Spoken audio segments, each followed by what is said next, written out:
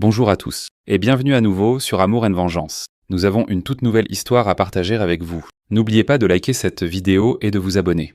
Commençons.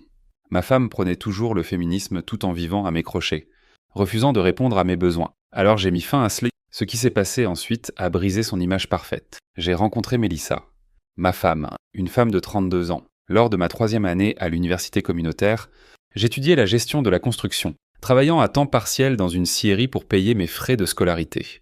Elle était cette magnifique brune en dernière année à l'université publique, poursuivant un double diplôme en études féministes et en commerce, bien au-dessus de ma condition. Mais d'une manière ou d'une autre, elle m'a remarqué lorsque je livrais des matériaux pour le nouveau centre étudiant en construction sur son campus. Avec le recul, j'aurais dû voir les signaux d'alarme dès le début. Lors de notre premier rendez-vous, je l'ai emmenée dans un restaurant italien familial. Ce n'était pas chic, mais la nourriture était incroyable.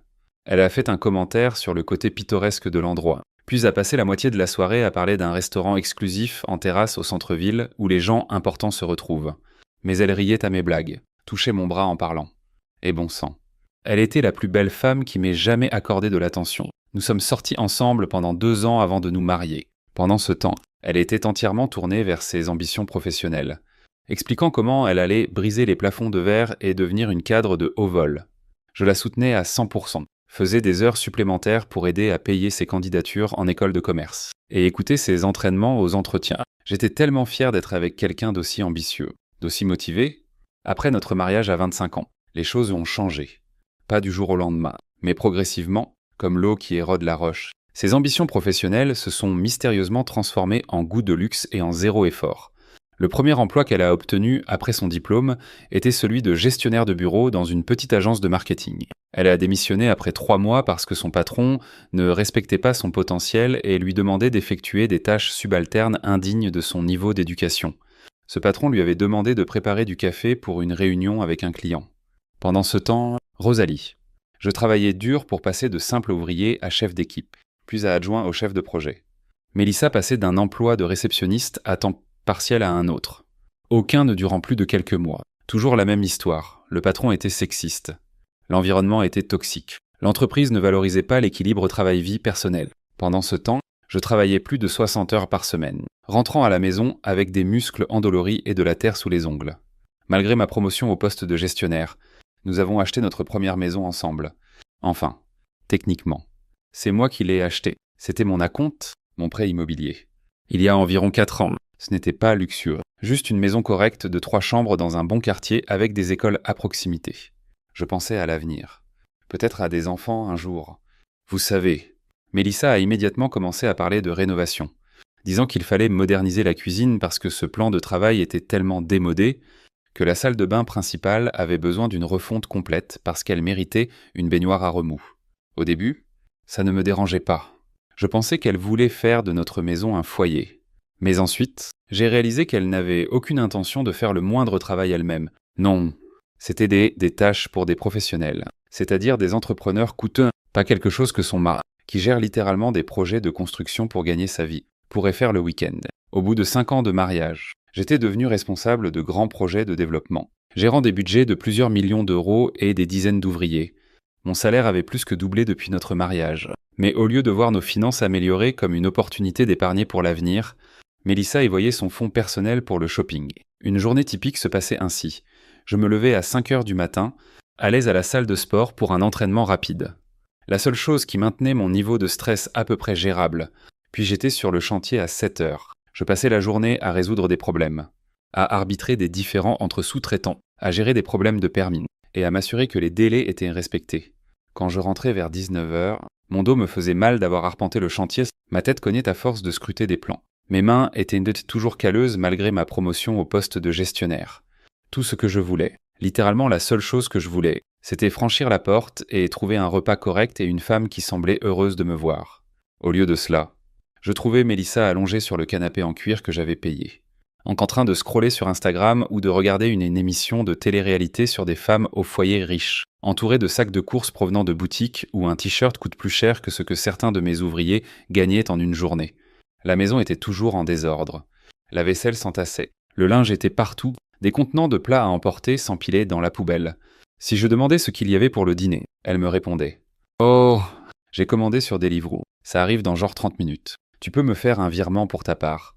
Fais-moi un virement pour ta part. Prends le temps d'y réfléchir. Alors qu'elle était dans une maison que j'avais payée, dans des vêtements que j'avais financés, avec un frigo que j'avais rempli. Sans emploi ni revenu, elle s'attendait à ce que je lui fasse un virement pour ma part du repas à emporter qu'elle avait commandé. Parce qu'elle ne pouvait pas se donner la peine de cuisiner. Les premières fois, pas, je l'ai fait.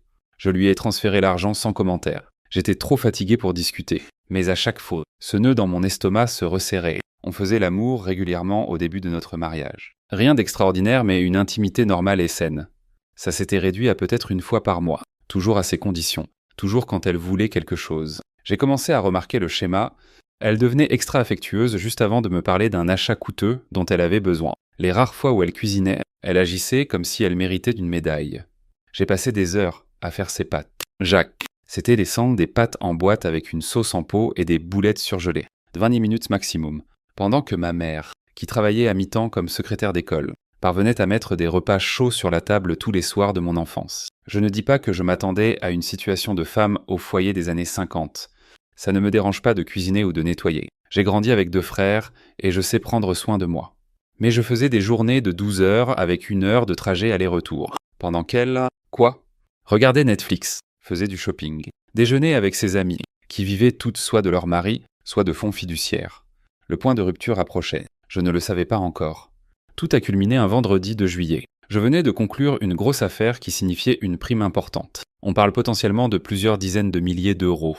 Le projet était un nouveau développement mixte au centre-ville, et j'avais réussi à le boucler sous le budget, malgré les problèmes de chaîne d'approvisionnement qui compliquaient tout depuis le Covid. Mon patron m'avait pris à part cet après-midi-là, m'avait serré la main et m'avait dit que j'étais considéré pour le poste de chef de projet senior, un poste qui ferait grimper mon salaire à un solide 6 chiffres.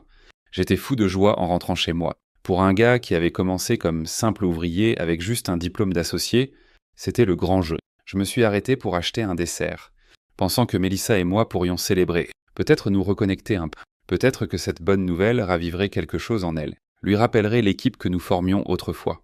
Je suis entré à 18h, tôt pour moi, en criant « Chérie, je suis rentré. J'ai une super nouvelle. Je l'ai trouvée dans le salon. » En train de scroller sur son téléphone comme d'habitude. Elle a levé les yeux brièvement. « Salut, y a rien à manger. Je ne t'attendais pas si tôt. » J'ai brandi le dessert. Je pensais qu'on pourrait fêter ça. Le projet du centre-ville est sous budget et Philippe me considère pour chef de projet senior.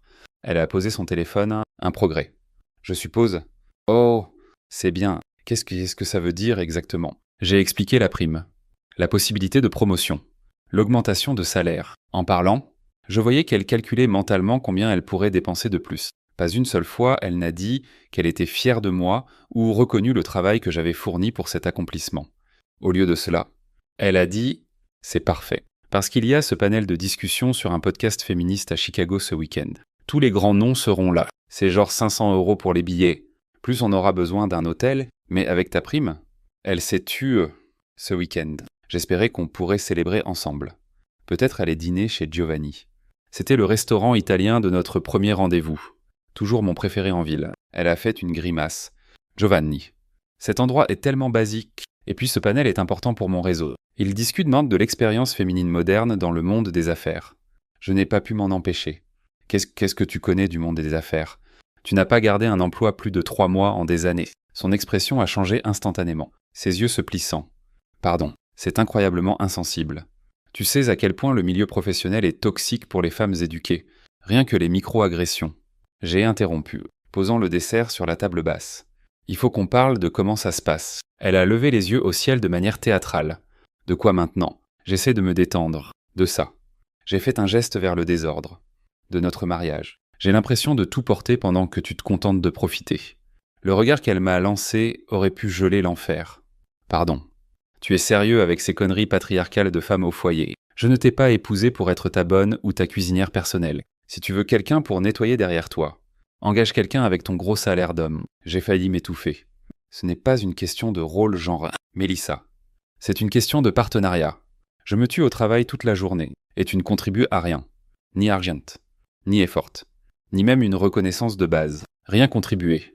Elle s'est redressée, les yeux flamboyants. Je contribue énormément. Je gère notre vie sociale. Je nous connecte à des gens qui peuvent booster ta carrière. Tu sais à quel point c'est épuisant d'être une femme dans la société d'aujourd'hui. Rien que le travail émotionnel. Travail émotionnel. Je l'ai coupé. J'ai des gars au boulot qui soutiennent leur famille, qui font des jobs dangereux, qui s'abîment le corps, et ils rentrent quand même aider leurs femmes. Ce n'est pas une question de genre. C'est que tu es paresseuse et prétentieuse, paresseuse, paresseuse. Sa voix tenta à monter d'une octave. Tu n'as aucune idée de ce que je fais toute la journée. Ce n'est pas parce que je ne joue pas dans la boue avec tes copains du bâtiment que je ne travaille pas. Je maintiens notre image, notre statut social. J'ai ri, sans aucune joie. La seule image que tu maintiens, c'est sur Instagram, où tu prétends être une patronne pendant que tu dépenses de l'argent que tu n'as pas gagné. Elle s'est levée, le visage rouge de colère. Tu es juste menacée par une femme forte qui connaît sa valeur. Mon père ne parlerait jamais à ma mère comme ça. Ton père est un avocat d'entreprise qui gagne des millions, et ta mère t'a élevé, toi et tes sœurs, tout en gérant une fondation caritative. Ce n'est pas vraiment comparable à notre situation, c'était un coup bas. Mentionner sa famille riche, il ne m'avait jamais vraiment accepté. Le gars de la classe ouvrière qui n'était pas tout à fait à la hauteur de leur princesse. Ils avaient payé pour notre mariage, mais avaient clairement fait comprendre qu'ils pensaient que Mélissa se contentait de peu. Parfois je me demandais si elle pensait la même chose. Je n'arrive pas à croire que tu m'attaques comme ça un vendredi soir alors que je voulais juste me détendre. C'est presque de la maltraitance. Elle a pris son téléphone et est sortie en trombe du salon, claquant la porte de notre chambre derrière elle. Je suis resté là dans le salon en désordre, le dessert intact me narguante sur la table basse. J'ai pris un soda dans le frigo à la place et me suis assis sur la terrasse arrière, regardant le jardin que j'avais aménagé moi-même pendant les week-ends, pendant que Mélissa était à ses rendez-vous de bien-être. En restant là dans l'obscurité croissante, quelque chose a changé en moi. Ce n'était pas juste une mauvaise passe, ce n'était pas juste une mauvaise journée, c'était ma vie. Me tuer à la tâche pour financer un mode de vie pour quelqu'un qui ne l'appréciait pas, n'y contribuait pas, et semblait même m'en vouloir de le demander. Pour la première fois, je me suis vraiment demandé si c'était ce que je voulais pour les 40 prochaines années. La réponse était si claire qu'elle m'a coupé le souffle. Hors de question. Cette nuit-là, j'ai dormi sur le canapé. Le matin, je me suis réveillé pour découvrir que Mélissa était déjà partie. Sa manière passive-agressive de me punir. Il y avait une notification de carte bancaire sur mon téléphone. 600 € chez Printemps. Le message était clair, me contrarier, et je te le ferai payer. Elle ne savait pas que j'en avais fini de payer. Tout le week-end. Mélissa m'a ignoré, ne rompant le silence que pour faire des commentaires passifs-agressifs quand elle daignait être à la maison. Elle a passé la majeure partie du samedi avec ses amis, puis est rentrée avec des sacs de shopping, s'assurant que je vois chaque étiquette de créateur en les montant à l'étage. Je suppose que puisque tu penses que je suis si inutile, ça ne te dérange pas que j'achète ces chaussures pour me sentir mieux, disait-elle. Puis elle me montrait son écran de téléphone avec un autre achat de plusieurs centaines d'euros qu'elle venait de faire sur ma carte bancaire. Le dimanche matin, elle a annoncé qu'elle allait bruncher avec ses amis et de ne pas l'attendre car elle pourrait faire une journée spa après. J'ai juste hoché la tête, déjà en train de formuler mon plan. Gérer des projets de construction vous apprend à être méthodique. On ne démolit pas un mur sans comprendre ce qu'il y a derrière et ce qui se passera une fois qu'il sera parti. On évalue, on planifie, et on exécute avec précision. C'est exactement ce que j'allais faire avec mon mariage. Pendant que Mélissa était dehors à dépenser encore plus de mon argent avec ses amis, qui étaient un mélange de bébés, de fonds fiduciaires n'ayant jamais travaillé de leur vie, et d'autres femmes faisant exactement comme Mélissa, vivant de leur mari tout en prônant l'émancipation féminine. Je me suis assis à mon bureau et j'ai vraiment regardé nos finances pour la première fois depuis des mois. Ce que j'ai trouvé m'a donné la nausée. Nous avions moins de 5 000 € en épargne, malgré mon revenu solide. La dette de carte bancaire s'élevait à plus de 30 000 € sur 6 cartes différentes, principalement à cause des achats et des journées spa de Mélissa. Elle avait même pris une carte de crédit magasin chez Printemps, dont je n'étais pas au courant, l'avait maximisée à 7 500 € et faisait des paiements minimum depuis notre compte joint. J'ai consulté nos relevés bancaires des 6 derniers mois, en moyenne. Mélissa dépensait près de 6 000 € par mois pour quoi ? Des vêtements, des restaurants, Deliveroo, Sephora, des rendez-vous au salon, des traitements bien-être. Peu importe ce que c'était, encore plus de vêtements. Pendant ce temps, je n'avais pas acheté de nouvelles bottes de travail depuis 1 an, malgré le besoin. J'utilisais toujours le même sac de sport usé que j'avais depuis l'université. Le voyage de pêche avec mon père, dont je parlais depuis des années tout seul, était constamment reporté parce que nous n'avons pas d'argent en trop en ce moment. Chérie, ce dimanche soir, au lieu de la confronter lorsqu'elle est rentrée éméchée du brunch à 19h, j'ai agi.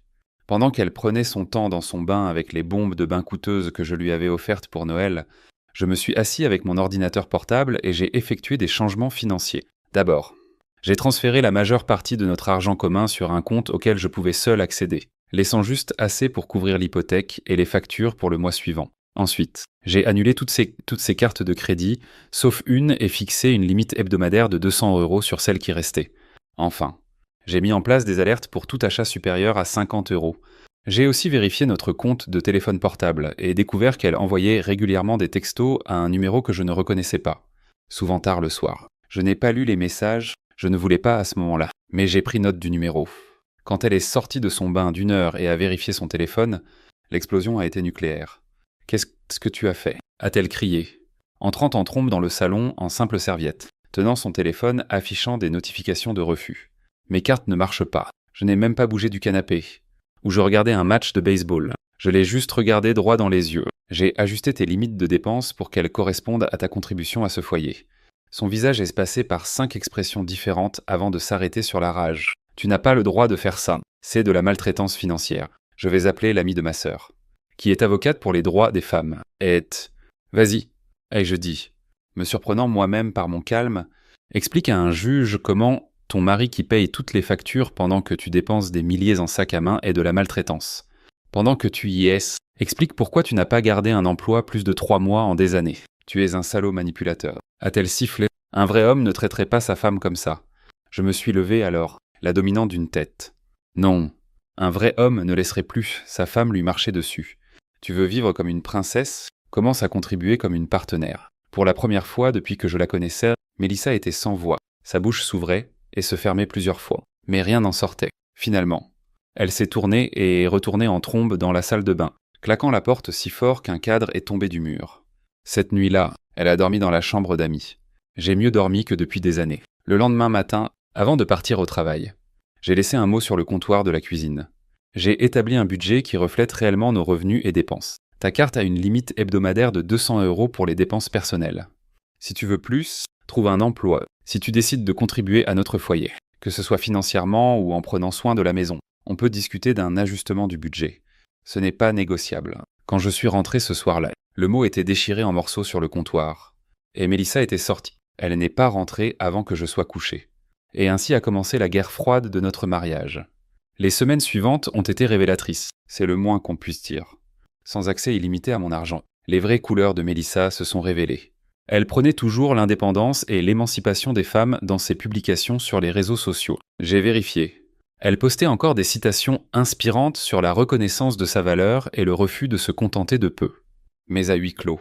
Elle faisait une crise totale de ne pas pouvoir acheter tout ce qu'elle voulait. Mes amis m'ont invité à bruncher à Westfields. S'est-elle plainte un matin lors de notre première vraie conversation en jour. Westfield était cet endroit hors de prix au centre-ville où il facturait 30 € pour un toast à l'avocat. Qu'est-ce que je suis censé leur dire ? Que mon mari est trop radin pour me laisser y aller. Dis-leur ce que tu veux, ai-je répondu, préparant mon déjeuner pour le travail. Quelque chose que j'avais commencé à faire pour économiser de l'argent. Où tu pourrais trouver un emploi et payer ton propre brunch. Un emploi, a-t-elle dit, comme si je lui avais suggéré d'essayer de manger des cailloux. Tu sais ce que je pense de la nature exploiteuse du capitalisme.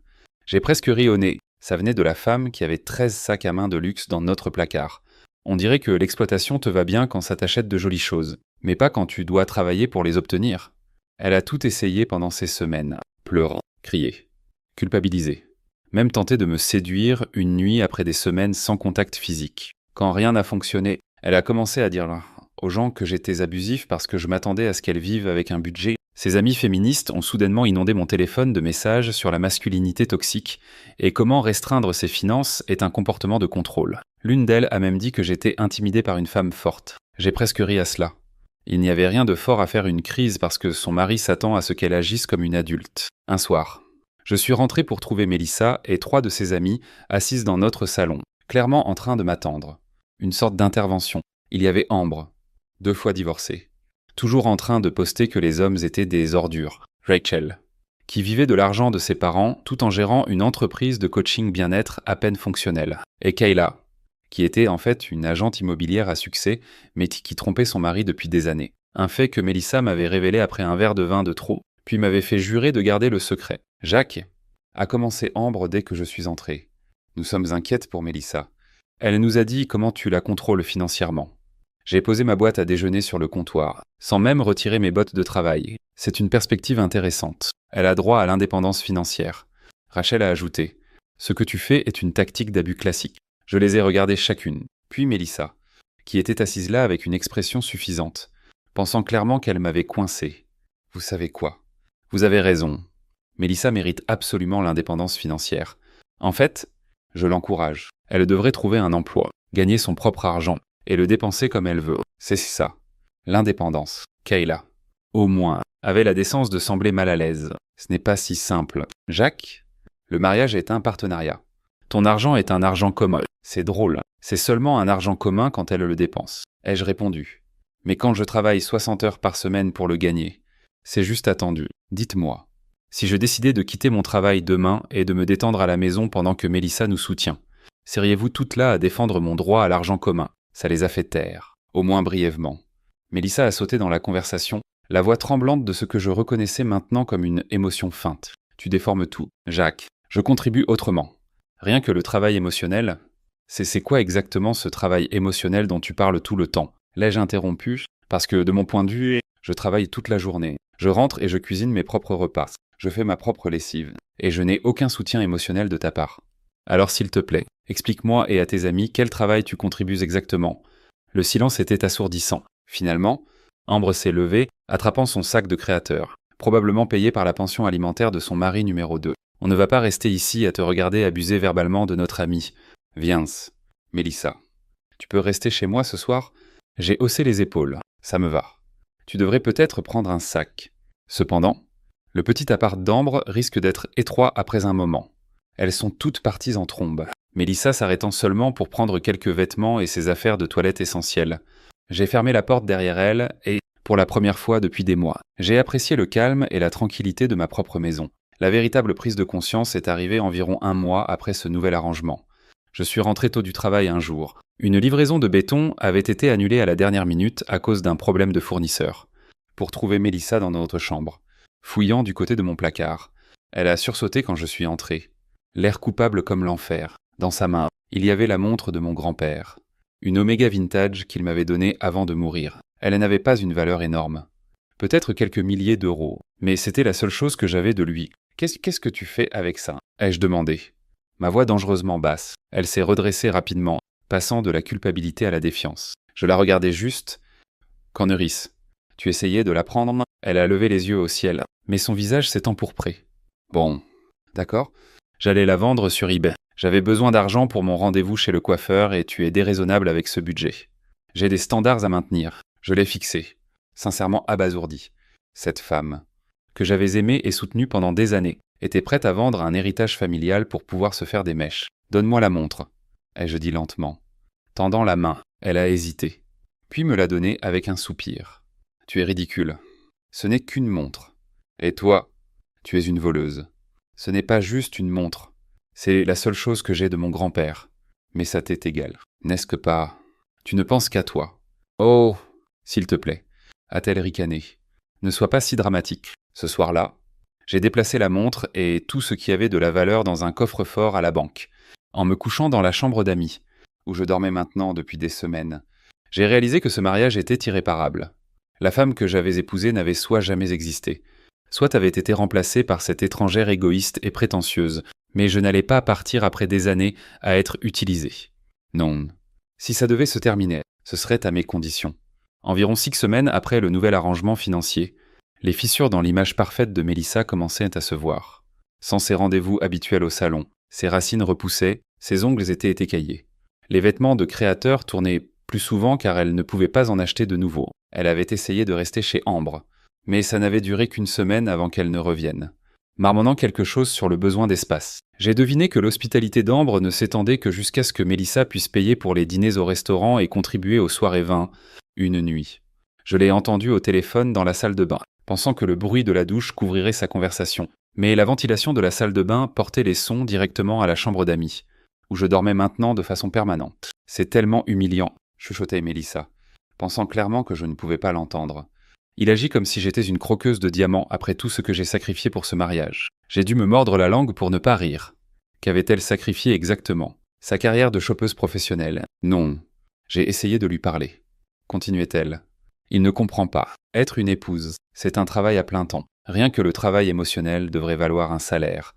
Encore cette expression, travail émotionnel. Je l'avais cherché sur Google après qu'elle me l'avait balancé la première fois. Apparemment, ça désignait le travail invisible de gérer un foyer. Se souvenir des anniversaires, planifier des événements sociaux, etc. Un concept valable. Bien sûr. Mais Mélissa ne faisait rien de tout ça. C'était moi qui me souvenais de l'anniversaire de sa mère chaque année, qui planifiait l'entretien de notre chaudière, qui m'assurait qu'on avait du papier toilette avant d'en manquer. Eh bien, je ne peux pas vraiment partir, disait-elle maintenant, la voix plus basse. Mon nom n'est pas sur la maison, et je n'ai nulle part où aller. Mes parents ont déjà dit qu'ils ne me sortiront pas du pétrin une nouvelle fois après ce fiasco de carte bancaire l'année dernière. Fiasco de carte bancaire. Quoi, le fiasco des cartes bancaires? C'était nouveau pour moi. Mais ça expliquait pourquoi ses parents avaient été si froids à Noël. Lui faisant des sermons sur la responsabilité financière. Je sais, continuait-elle. Je travaille sur lui. Il finira par céder. Les hommes comme lui le font toujours. Ils se sentent coupables. Je dois juste jouer la gentille un peu. Lui faire croire que j'essaie. C'est là que j'ai décidé de commencer à tout documenter. J'ai commencé à prendre des photos de la maison quand je partais au travail et quand je rentrais, montrant que rien n'avait été fait. J'ai gardé les reçus de toutes les courses, factures et dépenses ménagères que je payais seul. J'enregistrais nos conversations quand elle demandait plus d'argent tout en refusant de trouver un emploi. Était-ce mesquin? Peut-être. Mais quelque chose me disait que j'aurais besoin de preuves quand tout s'effondrerait, finalement. Le véritable tournant est arrivé quand j'ai reçu un appel de la compagnie de notre carte bancaire commune concernant une activité suspecte. Apparemment, Mélissa avait essayé de demander une nouvelle carte à mon nom, du vol d'identité pur et simple. Quand je l'ai confrontée, elle a agi comme si j'exagérais. Ce n'est pas comme si nous n'étions pas mariés, a-t-elle ricané. Ce qui est à toi est à moi. Non. C'est ce que tu as dit dans nos vœux. Non. J'ai aussi juré de t'aimer et de te chérir, ai-je répondu. C'est drôle comme tu ne te souviens que des parties qui t'arrangent. Ce soir-là, j'ai appelé un avocat. Le lendemain, j'ai ouvert un nouveau compte bancaire dans une autre banque et fait transférer mon dépôt direct. J'ai laissé juste assez sur notre compte joint pour couvrir les factures. Mais rien de plus. J'ai aussi installé une petite caméra dans le salon, pas cachée, bien en vue sur l'étagère à côté de notre photo de mariage. L'ironie ne m'a pas échappé. Quand Mélissa l'a remarqué et a demandé ce que c'était, je lui ai dit franchement, c'est pour la sécurité. Je veux m'assurer que rien d'autre ne disparaisse de la maison. Elle était furieuse, hurlant sur la vie privée et la confiance. Je l'ai juste regardée et j'ai dit « Tu as essayé de voler mon identité pour obtenir une carte bancaire. La confiance, ça se gagne. » À peu près à cette époque, j'ai aussi découvert qu'elle envoyait des messages à son ex-petit ami de l'université. Le gamin des fonds fiduciaires que ses parents avaient approuvé mais qu'il avait largué en dernière année. Beaucoup de messages sur à quel point elle était malheureuse, comment je ne la comprenais pas. Comment elle avait peut-être fait une erreur. Je ne l'ai pas confrontée à ce sujet. Je l'ai juste ajouté à mon dossier grandissant. Ce qu'elle ne savait pas, c'est que j'avais déjà rencontré une avocate spécialisée dans les divorces conflictuels pour hommes. Elle m'avait expliqué à quoi m'attendre et conseillé de continuer à tout documenter tout en mettant mes finances en ordre. La plus grosse erreur que font les hommes, m'a-t-elle dit, c'est de quitter la maison avant le début des procédures judiciaires. Restez, gardez des traces et ne faites rien qui pourrait être interprété comme un abandon. C'est exactement ce que j'ai fait. Je suis resté. J'ai observé, documenté. Et attendu que Mélissa montre son vrai visage. Je n'ai pas eu à attendre longtemps. 3 mois après notre nouvel arrangement, Mélissa a enfin semblé réaliser que ses tactiques ne fonctionnaient pas. Les pleurs, les accusations, la manipulation. Rien de tout cela ne lui rendait son ancien mode de vie. Alors elle a essayé une nouvelle approche. Être gentille, soudain. Elle faisait des tentatives pour préparer le dîner, même si c'était toujours brûlé ou à peine mangeable. Elle a commencé à faire de petites corvées dans la maison. Mais en essayant quand même. Elle a même initié le sexe pour la première fois depuis des mois, ce que j'ai poliment décliné. Je n'allais pas tomber dans le panneau, et franchement, l'idée d'être intime avec quelqu'un qui avait si clairement montré son vrai caractère me donnait la chair de poule. Le masque tombait dès que quelque chose n'allait pas dans son sens, comme quand elle a nettoyé la cuisine mais que j'ai signalé la nourriture moisie encore dans le frigo. Et elle a craqué. Au moins, j'ai essayé. Bon sang, rien n'est jamais assez bien pour toi. Pendant ce temps, je mettais de l'ordre dans ma vie. Je m'entraînais régulièrement à 5 heures du matin, avant le travail. J'ai perdu 7 kilos de stress, et je commençais à me sentir à nouveau moi-même. J'ai renoué avec des amis qu'elle m'avait isolés parce qu'ils étaient, en dessous de nous. Mes copains du chantier de construction, qu'elle jugeait trop ouvriers. Mon ami d'enfance qui était devenu policier. Mon cousin qui vivait dans une caravane mais qui était la personne la plus authentique que je connaissais. Je préparais aussi discrètement le divorce. Mon avocate avait tout ce dont elle avait besoin. Documentation de l'irresponsabilité financière de Mélissa. Preuve qu'elle n'avait pratiquement rien contribué à notre foyer. Preuve de sa tentative de vol d'identité. Texto avec son ex, dans notre région, bien que normalement les actifs soient divisés à 50-50. Mon avocate était confiante que nous pourrions plaider pour un partage inégal étant donné les circonstances. La maison elle-même n'était qu'à mon nom. Je l'avais achetée juste avant notre mariage, et bien que nous y vivions ensemble. Mélissa n'avait jamais contribué à l'hypothèque. Mes comptes de retraite avaient une protection similaire. La dette.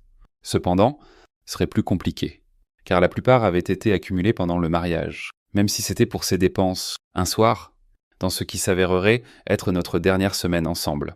Mélissa m'a approché avec ce qui semblait être un remords sincère, les larmes aux yeux, la voix tremblante. Elle a dit « Jacques, je sais que j'ai été horrible. Tu avais raison sur tout. J'ai été égoïste et prétentieuse. J'ai profité de ton travail acharné et de ta générosité. S'il te plaît, pouvons-nous nous réessayer? Tu me manques. Je vais trouver un travail. Je serai meilleur. » Pendant un bref instant, j'ai presque cru en elle. La façon dont sa voix s'est brisée, la façon dont ses yeux se sont embués, c'était convaincant. Puis j'ai remarqué son téléphone s'allumer avec une notification sur la table basse. Elle l'avait laissé face visible. Et je pouvais clairement voir un aperçu de message d'une application de rencontre. Elle cherchait déjà son prochain ticket de repas. Tu me manques aussi, ai-je dit. Décidant de jouer le jeu, peut-être qu'on peut arranger ça. Le soulagement sur son visage était presque comique. Elle pensait qu'elle avait gagné... Vraiment. Oh, Jacques, je suis tellement contente. Je te promets que les choses seront différentes. Elle s'est penchée pour me serrer dans ses bras et je l'ai rendue à moitié. On devrait parler de comment avancer. Ai-je dit. Peut-être faire des plans concrets? Elle a hoché la tête avec empressement. Absolument. Tout ce que tu veux. Pour commencer. Ai-je dit. Je pense que tu devrais chercher un emploi. Quelque chose de stable, avec des avantages si possible. Rien n'est en dessous de toi à ce stade. Même le commerce de détail ou la restauration pourrait être un début. J'ai observé son visage de près. Là, un éclair de dégoût à peine perceptible avant qu'elle ne se ressaisisse. Bien sûr. J'ai déjà commencé à regarder des postes administratifs. Mon diplôme en commerce devrait t'aider avec ça. Soupe, ai-je dit. Et on devrait probablement établir un tableau des tâches pour la maison. Répartir les responsabilités équitablement. Un autre éclair d'irritation, ça a du sens. Bien que tu saches que je ne suis pas doué pour le ménage, je n'ai jamais vraiment appris. Je peux t'apprendre, ai-je dit, souriant platement. Ce n'est pas si compliqué. On a continué comme ça un moment, moi suggérant des comportements de partenariat raisonnables. Elle acceptant à contre-cœur tout en détestant visiblement chaque seconde. Enfin, j'ai dit que j'étais fatigué et je me suis dirigé vers la chambre d'amis. Tu pourrais dormir dans notre chambre ce soir, a-t-elle suggéré. Un regard que j'aurais autrefois trouvé séduisant sur son visage. Si tu veux, je pense qu'on devrait y aller doucement, ai-je répondu. Rebâtir la confiance avant de replonger dans quoi que ce soit de physique. Elle a hoché la tête, essayant de cacher sa déception. Bien sûr. Tout ce dont tu as besoin. En fermant la porte de la chambre d'amis derrière moi, je me suis permis un petit sourire. Elle pensait vraiment qu'elle gagnait, elle n'avait aucune idée de ce qui l'attendait. 2 jours après les excuses sincères de Mélissa, j'ai pris un jour de congé. Je lui ai dit que j'avais des réunions toute la journée et que je rentrerais tard. Ne m'attends pas. Elle m'a cru. Pourquoi n'aurait-elle pas? Je ne lui avais jamais menti avant. Elle avait prévu d'aller faire du shopping avec le petit budget qu'elle avait gagné en nettoyant correctement la maison pour une fois. Juste des choses de base, avait-elle dit, essayant de sembler responsable. Rien d'extravagant. J'ai hoché la tête et ajouté un peu plus à sa limite hebdomadaire en récompense de ses efforts. En réalité, je voulais qu'elle soit absente pendant que j'exécutais la phase finale de mon plan. Avec elle hors de la maison, j'ai agi. Les déménageurs sont arrivés à 9 heures précises. Une équipe de 4 gars de mon chantier actuel qui étaient heureux de gagner un peu d'argent supplémentaire pendant leur jour de congé.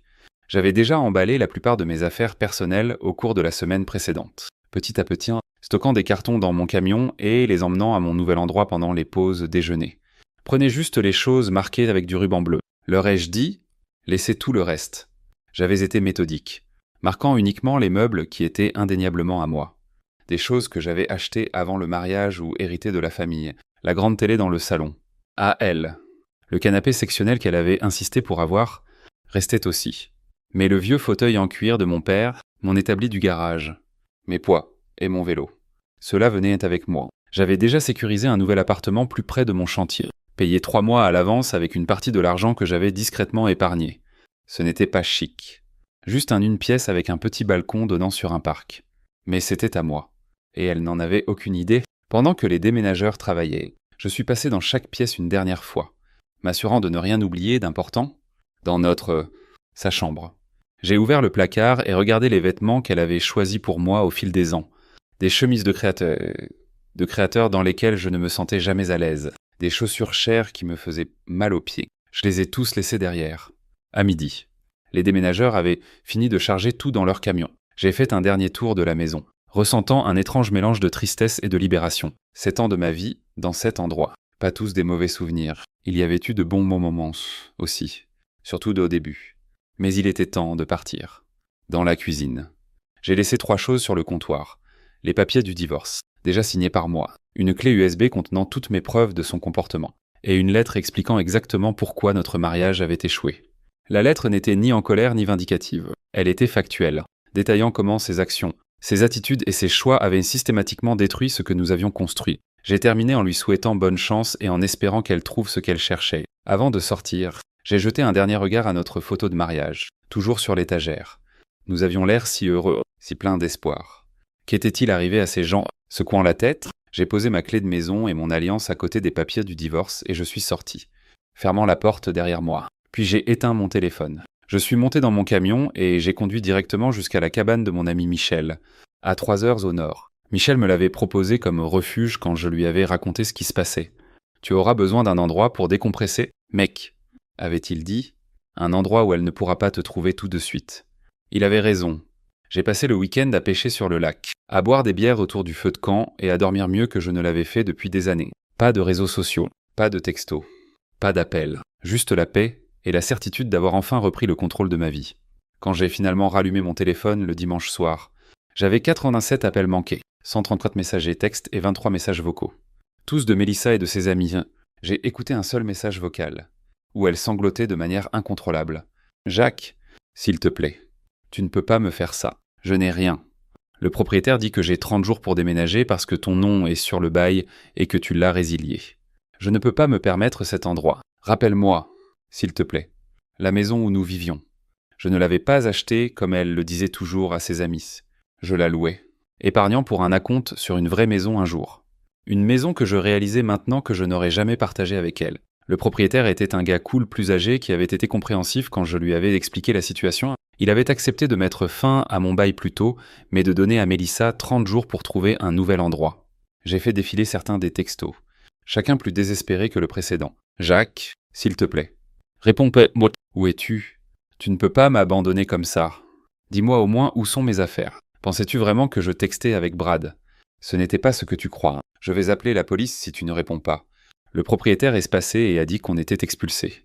Qu'as-tu fait? Mon avocate dit que ce que tu as fait est illégal. S'il te plaît. Jacques.